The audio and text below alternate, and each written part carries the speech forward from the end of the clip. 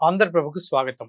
Britain ఇది భూగోళంలో సుమారుగా సగభాగాన్ని పరిపాలించినటువంటి దేశము ఈ బ్రిటిష్ రాజ్యం. అయితే ఇటీవల మనం చూస్తున్నాము, గత 10 సంవత్సరాలుగా సుమారుగా 6 ప్రధానమంత్రులు మారారు. ఒక ప్రధానమంత్రి అయితే కేవలం 49 రోజులే ఉంది. ఇప్పుడు కీర్ స్టార్మర్ ఈ ప్రధానమంత్రి రాజీనామా ఇవ్వడం జరిగింది. ఇది అందరికీ తెలిసిందే.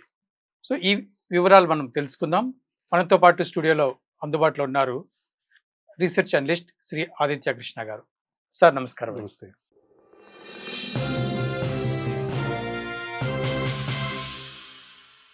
సార్, ఈ బ్రిటన్లో జరుగుతున్న ఈ పరిణామాలు ఎలా చూడాలి? కీర్ స్టార్మర్ యొక్క రాజీనామాని మనం ఎలా అర్థం చేసుకోవాలి? ఇక్కడ ఇది అర్థం చేసుకోవడం కూడా ఇది స్ట్రైట్ ఫార్వర్డ్ విషయం అనేది కాదు. కొన్ని స్ట్రైట్ ఫార్వర్డ్ ఉన్నాయి, కొన్ని ఎక్స్టర్నల్ ఫ్యాక్టర్స్ ఉన్నాయి, కొన్ని ఇంటర్నల్ ఫ్యాక్టర్స్ ఉన్నాయి. స్ట్రైట్ ఫార్వర్డ్గా చెప్పాలంటే యూకే పరిస్థితి ఒక దేశం, ఒక సావరిన్ రిపబ్లిక్ లాగా, ఒక దేశం లాగా పొలిటికల్గా చాలా వీక్గా ఉంది. మనకి మీరు అన్నట్టు 6 మారారు గత 10 సంవత్సరాల్లో. కంప్లీట్ టర్మ్ నిలబడినటువంటి ప్రైమ్ మినిస్టర్ అంటే David Cameron. So David Cameron అది 10 years అయింది ఆల్మోస్ట్.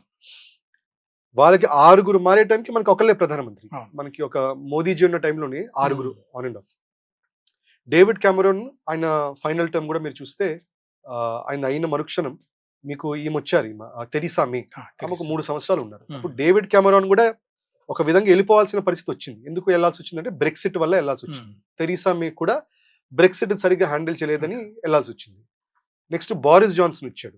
బారిస్ జాన్సన్ కూడా దాదాపు 3 సంవత్సరాలు ఉన్నాడు. అతని మీద కూడా రకరకాల ఎకానమిక్ ఇష్యూస్ మీద, వాటి మీద ఆయన కూడా సైడ్కి వెళ్ళిపోమన్నారు. తర్వాత మీరు అన్నట్టు 49 రోజులు ఒక లిస్ట్రస్ ఆమె వచ్చింది. ఆమెది కూడా సరే వచ్చి రాకముందరే వెళ్ళిపోయింది. ఇంట్లో ఇతను వచ్చారు, రిషి సునక్ వచ్చారు. ఆయన ఒక 2 సంవత్సరాలు ఉన్నారు. లక్కీగా ఆయన వెళ్ళిపోవాల్సింది ఇంటర్నల్ డైనమిక్స్ వల్ల వెళ్లాల్సిన అవసరం రాలేదు. ఆయనకి ఏంటంటే ఎసెన్షియల్లీ ఎలక్షన్స్ అనేది వాళ్ళు ఓడిపోయారు. సో కన్జర్వేటివ్స్ నుంచి లేబర్ కి మారింది. సో దాని ద్వారా ఈయన వచ్చారు కేర్ స్టార్మర్. ఇప్పుడు కేర్ స్టార్మర్ కూడా 2 సంవత్సరాలు వెళ్ళిపోవాల్సి వస్తుంది. ఇంతకు ముందర యూకేలో ఏమనుకున్నారంటే కన్జర్వేటివ్స్ లో వాళ్ళది స్టెబిలిటీ లేదు, ఇంటర్నల్ గా యునైట్ చేసే మనిషి లేరని చెప్పి వాళ్ళకి బాగా యాంటీ ఓట్స్ వెళ్ళాయి. లేబర్ వాళ్ళు వచ్చారు. ఇప్పుడు లేబర్ వాళ్ళు కూడా అదే స్టోరీ రిపీట్ చేస్తున్నారు. సో కేర్ స్టార్మర్ వెళ్ళిపోవటం, ఇప్పుడు నెక్స్ట్ మోస్ట్లీ ఆండీ బర్న్హామ్ అనే అతను వస్తారని చెప్తున్నారు. ఇప్పుడు కేర్ స్టార్మర్ కూడా వెళ్ళిపోవడానికి కారణాలు ఏంటి? ఒకటి ఏంటంటే న్యాచురల్ గా అనుకున్నట్టు స్ట్రేట్ ఫార్వర్డ్ ఏంటి, యూకేలో స్టేబుల్ గా లేదు, ఎవరు ఒక ఫిగర్ హెడ్ లాగా లేరు, లేబర్ పార్టీకైనా కన్సర్వేటివ్ పార్టీకైనా. రెండో విషయం ఏంటంటే వాళ్ళకి ఈ ఇల్లీగల్ ఇమిగ్రేషన్ ద్వారా వచ్చినటువంటి ఇష్యూస్ చాలా ఎక్కువగా ఉన్నాయి. మనకి బ్రెక్సిట్ అప్పుడు ఏమనుకున్నామంటే యూరోపియన్ యూనియన్ వాళ్ళందరూ అగ్రీ అయ్యారు. ఏమని అగ్రీ అయ్యారు? మనం రెఫ్యూజీస్ వస్తున్నారు, నార్త్ ఆఫ్రికా నుంచి వస్తున్నారు, లేకపోతే వెస్ట్ ఏషియా, మిడిల్ ఈస్ట్ నుంచి వస్తున్నారు, వేరే దేశాల నుంచి వస్తున్నారు, అందరినీ తీసుకొని రెఫ్యూజీ స్టేటస్ ఇవ్వాలి. దాని వెనకాల ఒక రీజన్ ఏంటి, చీప్ లేబర్ లాగా తయారై ఉంటారు. ఇంకోటి వాళ్ళకే కొంచెం డెమోగ్రఫిక్ చేంజెస్ చేసి ప్రజలను కంట్రోల్ పెట్టే ఒక ఉద్దేశం ఉంది. అది పోలాండ్ వ్యతిరేకించింది. ఇప్పుడు చూస్తే యూరోప్ మొత్తంలో కొద్ది గొప్ప ఇమిగ్రేషన్ కి అవన్నీ కొంచెం జాగ్రత్తగా హ్యాండిల్ చేసింది పోలాండ్ ఒకటే.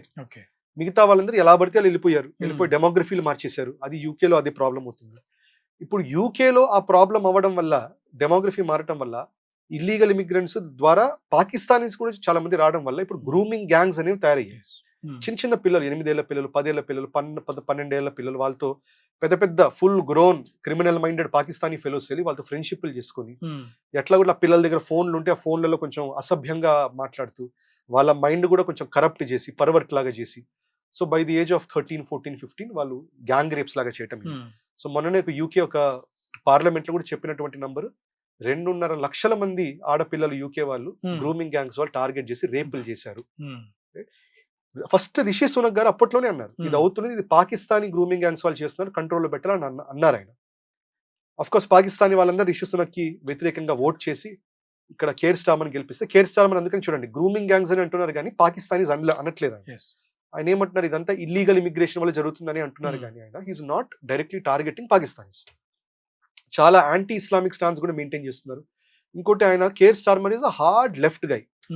సో ఆయన యుఎస్ అంబాసిడర్ గా ఎవరిని పెట్టారంటే ఆయన, ఇప్పుడు మనకు తెలిసిందే డొనాల్డ్ ట్రంప్ రిపబ్లికన్ పార్టీ వాళ్ళు వెరీ కన్సర్వేటివ్, వాళ్ళంతా pro Christian, anti LGBTQ, anti abortions ఆ లెవెల్లో ఉంటారు వాళ్ళు. కేర్ స్టార్మర్ తీసుకొచ్చి వాళ్ళకి అంబాసిడర్ ఆఫ్ యుఎస్ లాగా పెట్టింది పీటర్ మెండెల్సన్ అనే అతను పెట్టారు. Peter Mandelson openly is a homosexual, openly is a gay, పెళ్లి కూడా చేసుకున్నారు. ఆయనకి ఇంకో హస్బెండ్ కూడా ఉన్నారు. పీటర్ మెండెల్సన్ కి ఒక హస్బెండ్ కూడా. ఇవి తెలిసి కూడా పెట్టారు. అప్పటికే Trump was not happy. Trump open గా చెప్పారు, Hmm. స్నీకీ పీట్ అని, హీస్ అ నాస్టీ ఫెలో అని చెప్పి, Hmm. నా గురించి చండాలంగా మాట్లాడని చెప్పి ఆల్రెడీ అప్పటి నుంచి టార్గెట్ చేస్తున్నారు. కానీ కేర్ స్టార్మర్ డింట్ కేర్. తర్వాత మనకు తెలిసిందే ఎప్స్టైన్ ఫైల్స్ అనేది Yes. చాలా తెలివిగా యుఎస్ బయట పెట్టింది. Hmm. 6 లక్షల డాక్యుమెంట్లు ప్రస్తుతానికి 3.5 డాక్యుమెంట్ రిలీజ్ అయ్యాయి. Hmm. 3.5 లక్షల డాక్యుమెంట్లు, ఇంకో 2.5 లక్షల డాక్యుమెంట్ పెండింగ్ ఉన్నాయి.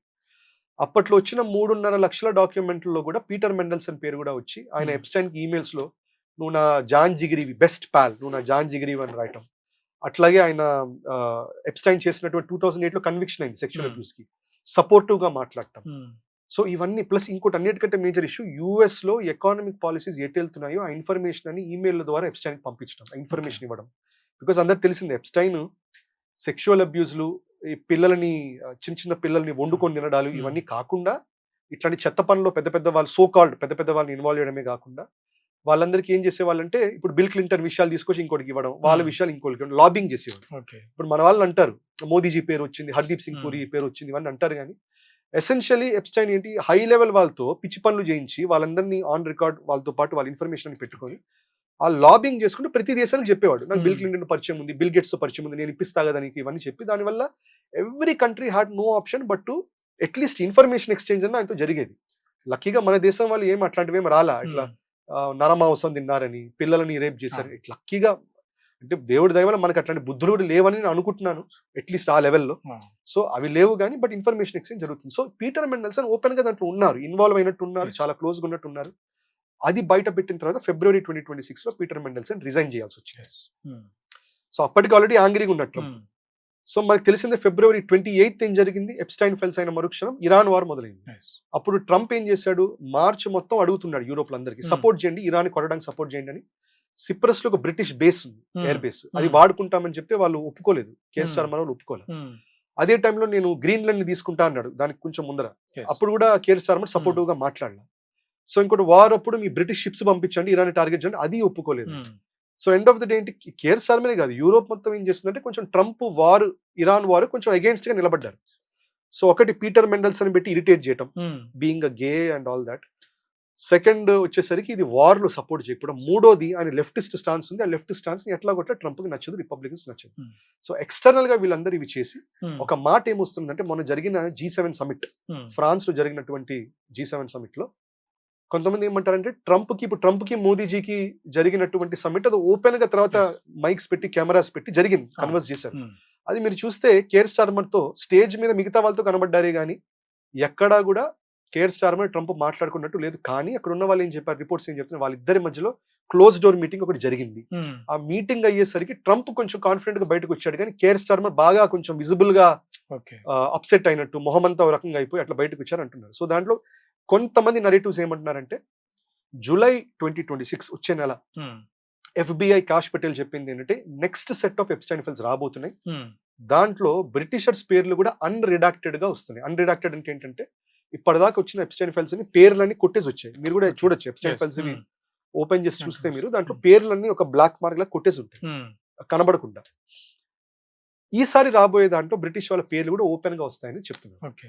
ఆల్రెడీ యూకేలో ప్రిన్స్ ఆండ్రూ ఆయన అరెస్ట్ చేయాల్సి వచ్చింది, Hmm. పీటర్ మెండల్సన్ Yes, రిజైన్ చేయాల్సి వచ్చింది. yes. నెక్స్ట్ కేర్ స్టార్మర్ ఎట్లా ఉన్నారో తెలియదు కానీ చూడాలి, కానీ అది ఏదో చూపించారని Hmm. దాంట్లో 3-4 చోట్ల ఆయన పేరు చాలా ప్రాబ్లమాటిక్ విషయాలు ఉందని, సో దానివల్ల ఎటు తిరిగి ఆయన రిజైన్ చేయాల్సి వస్తుందని ఆ విషయం బయట పెట్టినట్టు చెప్తున్నారు. అండ్ ఇవాళ ఆయన మనం మాట్లాడే రోజు ఇవాళ ఆయన రిజైన్ చేస్తే Hmm. In fact 1-2 days before Donald Trump France లో అయిపోయిన వెంటనే ఒక ట్రూత్ సోషల్ లో పెట్టాడు. ఏమని పెట్టాడంటే కేర్ స్టార్మర్ రిజైన్ చేయబోతున్నాడని పెట్టేశాడు ఆయన. ఆల్రెడీ పెట్టేశాడు. కరెక్ట్, ముందే. ముందరే పెట్టాడు ఆయన. ఓకే. కేర్ స్టార్మర్ డిక్లేర్ చేయక ముందరే ట్రంప్ డిక్లేర్ చేశాడు. Hmm. అప్పుడు మనకి ఆపరేషన్ సింధూర్ అప్పుడు కూడా Hmm. మనం సీజ్ ఫైరింగ్ ప్రకటించే ముందరే డొనాల్డ్ ట్రంప్ సీజ్ ఫైరింగ్ చెప్పేశాడు. చెప్పేశాడు. సో ట్రంప్ ఏం చేస్తున్నాడు, 2 చేస్తున్నాడు అక్కడ. Credit what ever is happening, దీని వెనకాల మా హస్తం ఉందనేది చూపించుకుంటున్నాడు ఓపెన్. Hmm. సో ఇది కూడా ఉంది. సో మనం అనుకున్నట్టు ఇంటర్నల్ గా యూకేలో వాళ్ళకుండే గ్రూమింగ్ గ్యాంగ్స్ ఇష్యూస్, Hmm.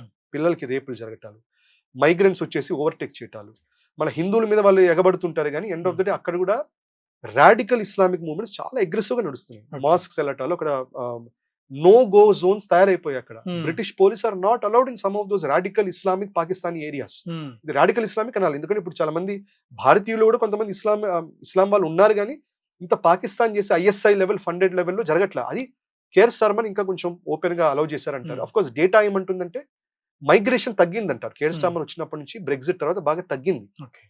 కానీ తగ్గినా కూడా ఈ ఇస్లామిక్ లాబీ బాగా స్ట్రెంథన్ అవటం. ఇప్పుడు మీరు చూస్తే వాళ్ళ ఎడ్యుకేషన్ కౌన్సిల్ హెడ్ ఒక ఇస్లామిక్ వాడే ఉన్నాడు. Mayor of I Mayor think ex London ఉంటాడు. సాదిక్ ఖాన్ అని ఇస్లామిక్ ఉన్నారు. వాళ్ళది నంబర్ పెరుగుతూ పోతుంది. So Hmm. ఇంటర్నల్ గాను party is not supporting him. రెండోది 2029 వాళ్ళకి ఎలక్షన్స్ Yes. ఉంది. They are not confident. Labour party గెలుస్తుందని కాన్ఫిడెంట్ గా లేరు.